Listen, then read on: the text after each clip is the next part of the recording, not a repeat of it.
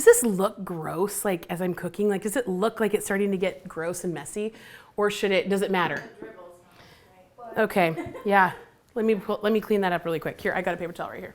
Because who wants to watch I mean, we're all for Rustic, but you know, this is nasty. Like cooking in my kitchen, everything goes. If it slides down the side, it's okay. People are like, ew.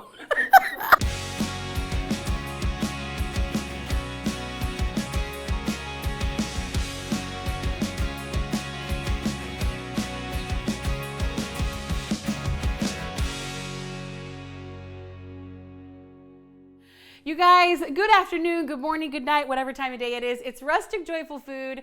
We make real food that makes you happy. When I say we, I mean me. Sometimes we have guests.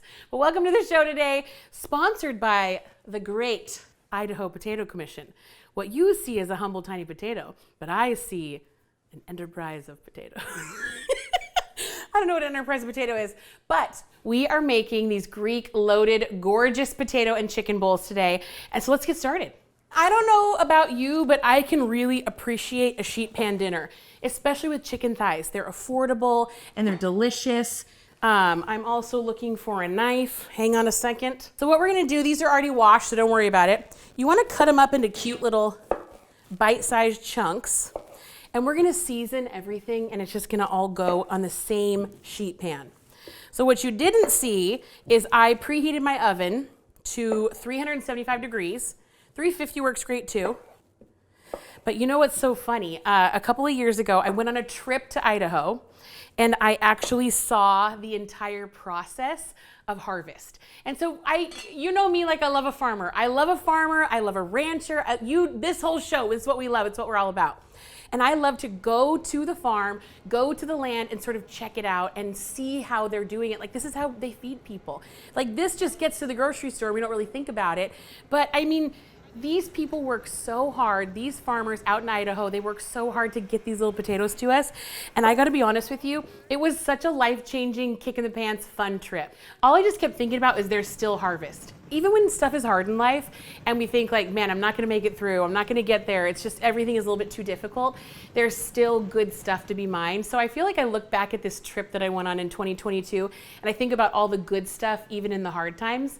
And I found in the field, there was a perfect little heart-shaped potato. And I just felt like I'm always looking for these little ways that God's like speaking to me in certain areas. And it happened to be with a heart-shaped potato during harvest in 2022. And I do think about that often. Okay, so first, I'm really going off on a tangent, but the real cool thing is I love a chicken thigh. Look at this. It doesn't look like much, okay? But it's heavenly. So we want to get everybody into the bowl, all of our little chicken thighs. And the cool thing about this is if you think you're not a dark meat fan, you're 100% a dark meat fan. If you think you don't like the fat, it's going to completely melt away in the oven. That part is really awesome. They get rid of this, and I'm going to move him up here and just start seasoning away. The first thing I want to do is get a little lemon zest. You only want just the teeny tiny, very, very fine tip of the peel. It's not even the tip of the peel. It's like not even a millimeter. You don't want to get into the pith because it's bitter. You only want that beautiful lemon zesty, gorgeous oil. So I just take a peek and I do like a 1-2, 1-2. That'll always give you just enough zest. And this is gonna help the chicken taste really lemony. Sometimes when you just do lemon juice, you lose a lot of that lemony bright flavor. But if you do the zest, that lemon oil will stick around on the chicken and it's so good. Perfect. And then we're gonna squeeze them in here. And if you take your lemon and you just hold them like this, you actually hold all the seeds. So you don't get any seeds in there. But seeds never hurt anybody, so don't worry if you get a little seeds in there. You can hold them this way and squeeze them upside down, or you can literally just flip your little hand and catch your seeds, and then just let the juice fall through your fingers. A little bit of paprika, about 1.5 tablespoons. We're gonna do some salt and pepper. And it's safe to say you can do about 1 teaspoon of salt per pound of meat. And we're doing some Himalayan pink salt, which is so pretty. Do a little bit more because we have some potatoes in here. And then some pepper. of this little guy. Lots and lots of pepper. Okay, move him over here, and now we're gonna start doing our herbs. I love fresh oregano, and let me show you. This stuff is nice and tender. We want quite a bit in here, so you're just gonna strip the leaves backwards, and then the tops are very tender, so you can just chop that all up, but you don't want anything woodsy. So the top is like all fresh growth. You pinch him like, I don't know, 1.5 inches down, move him back this way, and anything that broke off, that's tender enough to eat. So we're gonna chop up our oregano. And everything is sort of a nod, obviously not completely authentic, but just a nod to these Greek-inspired bowls with potatoes. I mean, lots of times people put these on top of rice or pasta, but we just thought it would be really fun with the potatoes. So in goes all of our herbs. And up here goes our olive oil. We want at least 1/4 cup. That feels like a lot, but it's not. That was like 1/2 cup. It's fine. Okay, then we just mix them all together, get everybody nice and coated, and then it's gonna go on our sheet pan. And I feel like sometimes people want sheet pan dinners to be very, very fast, and that's great. I love a fast sheet pan dinner. I love something that's 20 to 30 minutes, but these guys roast for an hour, but there's a lot of leeway with a chicken thigh. You cannot over roast him. I feel like you can't over bake him. I mean, you can over bake a chicken breast and it turns to sawdust. You're never gonna do that with a thigh.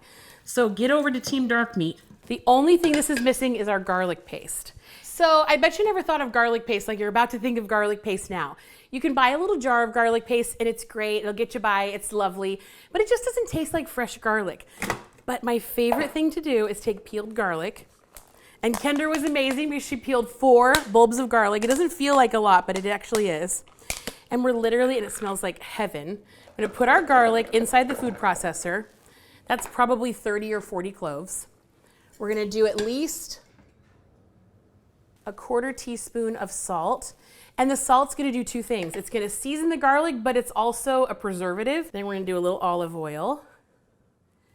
Maybe 2 full tablespoons. And then this is so much fun. It just turns into the most gorgeous paste. You're just gonna pulse. Or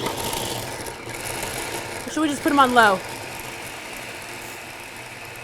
And it just chops it into the most beautiful paste. Okay, this is it. That's all you do. And then you have garlic that you can use throughout the week that is beautiful, and you know the ingredients. There's no preservatives or anything crazy in it. And I'm not kidding, it tastes like heaven.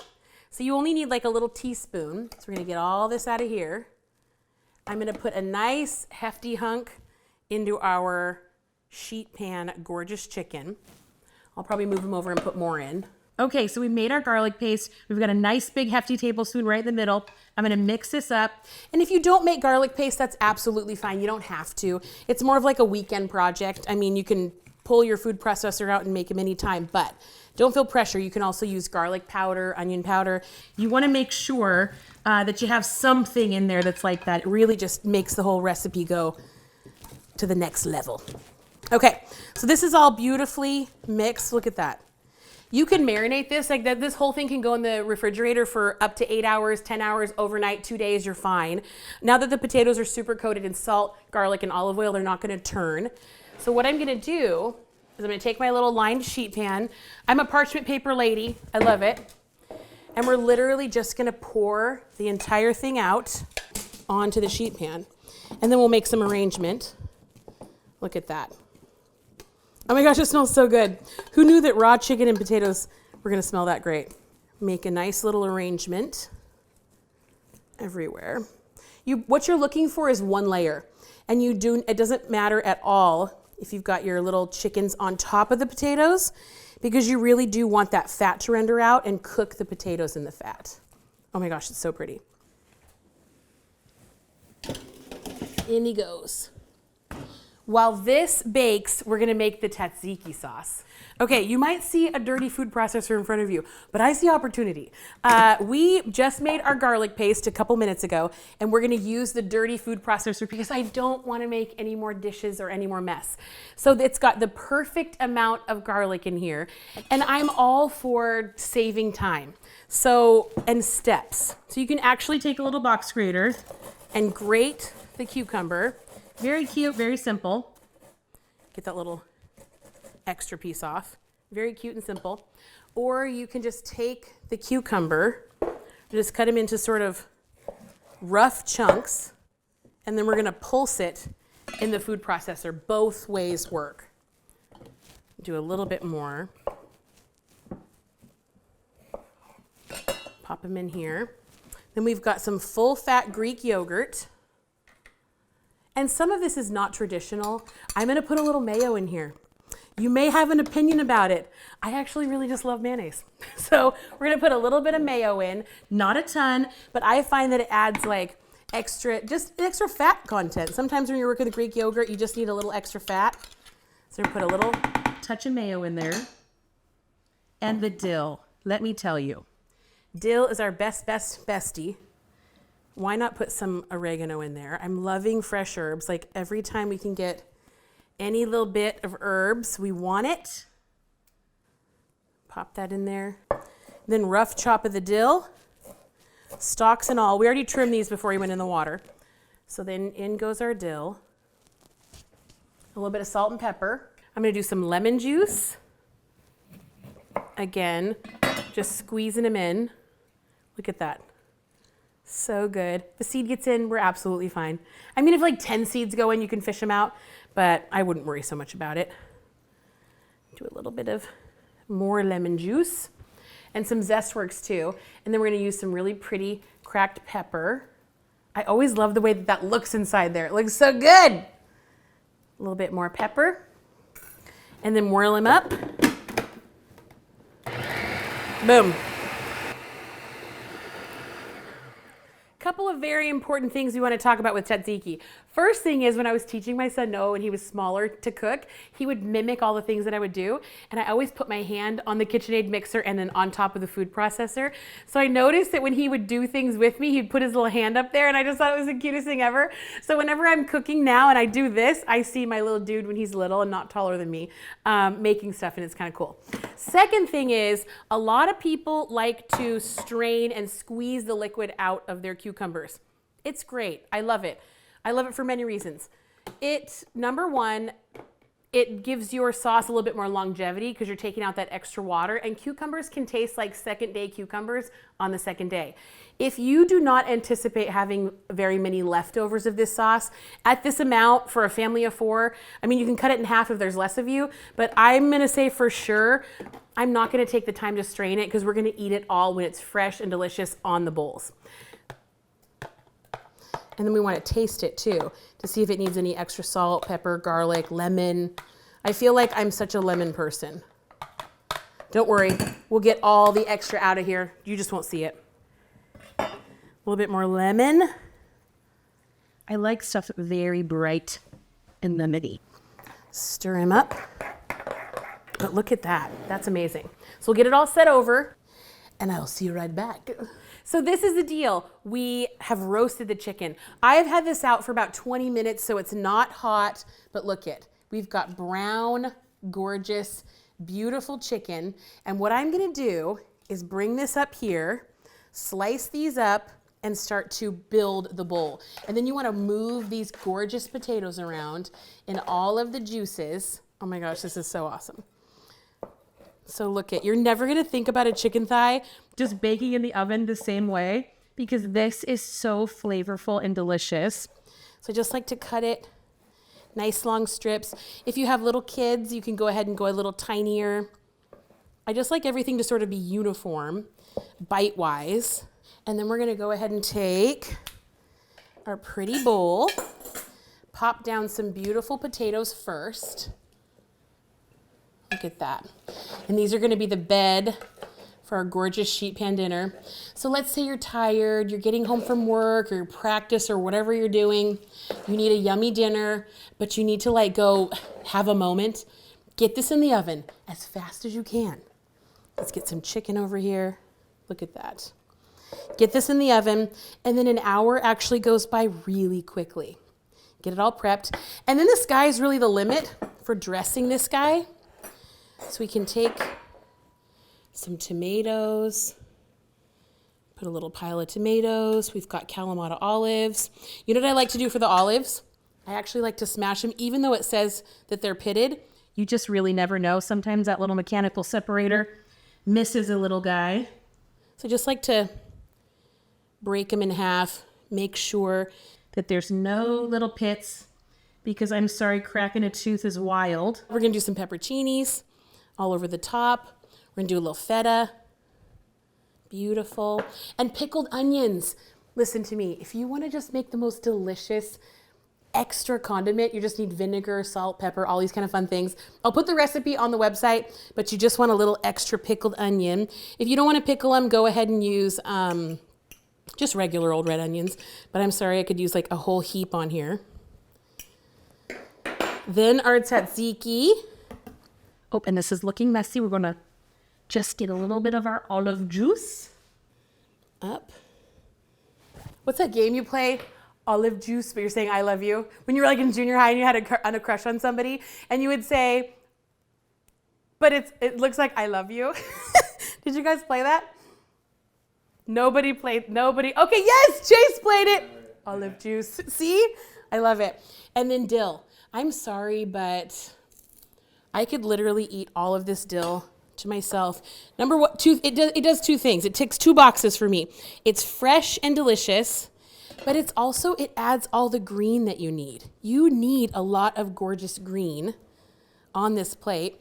And then I'm kind of a dipper, so I like to just take the tzatziki instead of putting it all over the top. I'll make like a really pretty little pile of it over here in the corner. And it's so good. And one of the things I want you to do is let this sit for, if you can, 15 to 20 minutes. The texture of your potato will change completely. It actually gets really creamy and delicious. If you eat it right away, the potato will be fluffy, but the starch actually changes as you let it rest. So I'm a big potato rester because I want them to be creamy, but here we go. Here we go. Even though it was a big weird bite, it was so good. It's creamy, it's spicy.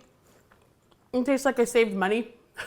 It's awesome. You get the vinegar from the onions, you get the dill. I mean, I could go on and on. You can also play the game, how much would that cost at a restaurant? In today's economy, probably like 85 bucks. But this cost you minimal dollars, minimal effort, big payoff. You guys, that's all she wrote. This is absolutely fabulous. I had such a good time with you today. Big thank you to the Idaho Potato Commission for providing all of this wonderfulness and for our partnership. And if you want this recipe, because I know you do, you're gonna head to the little description-y link below. I mean, I don't know, I'm not so tech savvy. I'm 42 years old. You're gonna do what you do on YouTube and you're gonna get to the blog and you're gonna get the recipe. But we had such a good time. I will see you guys next time, which could be like right now if you're just binge watching.